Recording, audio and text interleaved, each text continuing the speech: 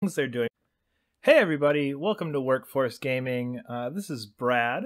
So this past week, I got a code for Life is Strange Before the Storm, which I got to spend a little bit of time playing.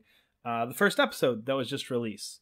So I am a huge Life is Strange fan. It was one of my favorite games from a couple of years ago when it came out. So I was pretty excited to see that there's a prequel coming and pretty interested to see kind of some of the new things they're doing with this. So this is a new developer with a new lead character, set a few years before the story of the first game. So a lot of places this could have took a very bad turn just in some of the new things that are happening with it. But overall, this game very much lives up to the first one, which makes me very, very excited. Deck 9, the new developer, they came in and really just kind of took what Don't Nod did from the engine to the way the game plays and really just took that and just continued right down the path they were on already. So I was a little bit nervous that when I saw a new developer with this, that there'd be some very stark changes that wouldn't necessarily pan out too well. But all of the new parts of this, everything they've kind of evolved from the first game, really lends itself very well to what I feel like this series is trying to establish. This is obviously, if you haven't played Life is Strange, it's kind of that telltale, that walking simulator, very story-based game where you're just kind of going through, picking dialogue options, talking to characters, trying to figure out what's going on. This one in particular played a little bit different to me because the first Life is Strange in particular, in a lot of these style games, there's always this major event that's happening, and it's always trying to figure out how this character is reacting to some of these major events. Before the Storm doesn't really have that, at least not so far in the first episode. The majority of this is just a character story of Chloe Price, who's the new lead. It's really trying to show you where this character that you see and you spend a lot of time with in the original Life is Strange, where she comes from, what's her background. So as you're going through this, I think you don't necessarily always have this big thing looming in the back of your mind. So it really plays off heavily Chloe's relationship with other people. There's a lot of different things with Chloe's mom, with her friend Rachel Amber, who, if you've played the first game, is the girl that goes missing at the very beginning, who Chloe kind of hints at that she had some kind of connection relationship with in the past. And this is exploring that. So that really is the main motivator here, is what's happening with Chloe and Rachel, what's happening with Chloe and her family, and kind of knowing some of the outcomes of where it goes. It's interesting to see how this builds up almost just as a character study versus an event that's happening, and seeing people reacting to this big thing and how people are trying to figure this out and the mystery in there.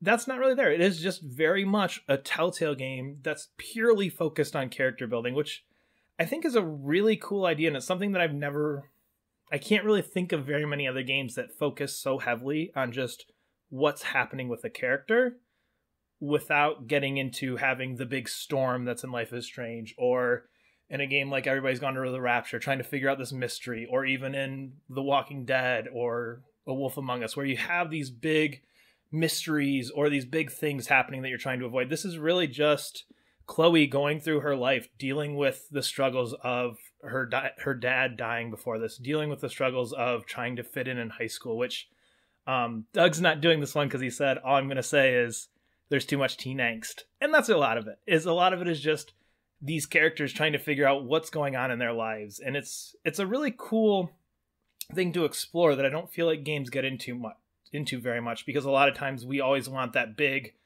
moment, that big thing, that big event, that set piece. And this just doesn't have it. There's a little bit once you get towards the end, there's some kind of bigger things that happen. But for the most part of this game, you're just exploring who is Chloe.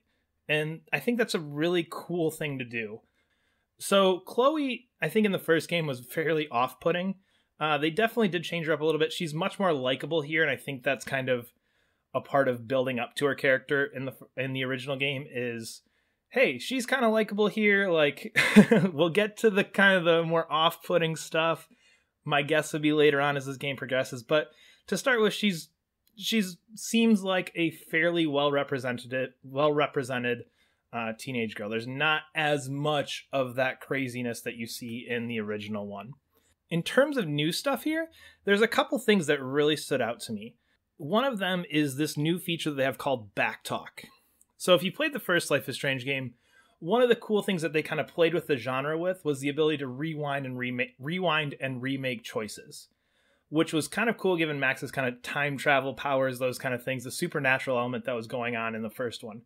What this one does, because again, they kind of try and play with this formula that you've seen a lot, is they added this thing called backtalk. So the way this works is when you get into an argument with somebody, or you get to some point where you're like, okay, I'm gonna need to force my way through this conversation, you get these prompts. So a character will say something like, most often, I'm thinking of a couple in particular, it's dealing with a bully or dealing with trying to argue with somebody to get past them. So in one of these situations, you're dealing with this bully who's messing with this other kid, and you kind of step up and go like, what are you doing? And then you get the option of either just talking to him or doing the backtalk thing, which basically turns into this little mini game of trying to pick out phrases and trying to figure out what you would say back to him as like an angry. So you almost get in like this like teenager argument back and forth. Like he'll say something like, oh, what do you think you're doing? And then you'll say, oh, at least I'm thinking. So you kind of play off the keywords that they're saying to almost insult them back to kind of get through this, which it's a really cool dynamic and something that really forces you to focus on the conversation. That said, most of them are pretty easy to get through, and it's pretty obvious which one you need to pick. But it's a cool little feature just to kind of be able to play with that dialogue choosing thing that we've seen over and over again. The other thing with this, there is a lot of this game that you can miss, which I think is really cool. And I was almost a little irritated when I originally finished it because there were a few scenes that I'd seen or heard about or seen other people talking about that I never got. In particular, there's one. When you start the game, somebody offers to sell you weed. Right? You turn them down or you say yes, changes things that happen about an hour later into the game. So in this case, I said, nope, I'm going to pass on the weed. And there's an entire argument that happens later when you get to school with one of the faculty members that you just don't see, because if you bought the weed, then she'll have it on her the next morning when she goes to school and have this argument about it. So I didn't even get to see that part of the game the first time I played through this because of the choices I made. There's a couple other parts as well. Again, minor spoilers, but one time you walk up to this group, they're playing Dungeons and Dragons. They say, hey, do you want to join in? It even says right there in the prompts, like, hey, we've got about 20 minutes left in our game. Do you want to join in our D&D game? I said yes, and it actually walks you through a little short part of a D&D campaign where you get to pick your character name, how does your character interact with different things, and you get this little D&D mini game. Completely skippable. And you would never necessarily get some of the conversation dialogue about these characters that you get by playing this.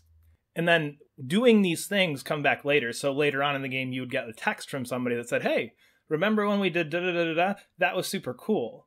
So you kind of, even in this short little 2 to 3 hour game, there's some skippable moments. And those moments come back later on in the way characters interact with you. So I'm very curious to see as this plays out over the full 3 episodes.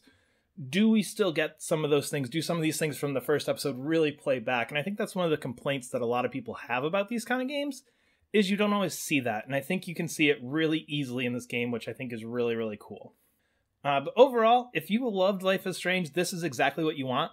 Very, very similar. Some subtle evolutions and little things, but for the most part, you're getting a lot of the same concepts, a lot of the same ideas, without some of the supernatural elements yet as of episode 1. If you've never played Life is Strange before, it really, I think there'd be a little bit of a missing piece here and there. I think there'd be some points where you're a little confused as to who people are, because it does not do the best job of explaining the importance of different characters. In particular, a couple of the minor characters that you see in this that were key players in the first game. Victoria Chase comes up at one point, and I think if you didn't have an idea of who that was from the first game, some of the references they make about her might be missed. So I think you could jump in. I think you might miss a couple minor details here or there, but if you're interested in it, the first game by now, I think you can get super cheap. Highly recommend that. But if you're just interested in trying this out, definitely could get through it. It's a great game. I'm very curious to see where it goes. I'm really happy with the way it turned out. I'm very impressed with how they kind of took those things that I was worried about with Chloe being the main character, a new developer, and all of that stuff is eased within the first half hour. You forget about it. You just forget about it, and you're right back in Life is Strange, and that's exciting. So, anyway, this is Workforce Gaming. Please subscribe to us, follow us on Twitter at Workforce Gaming, and we will see you later.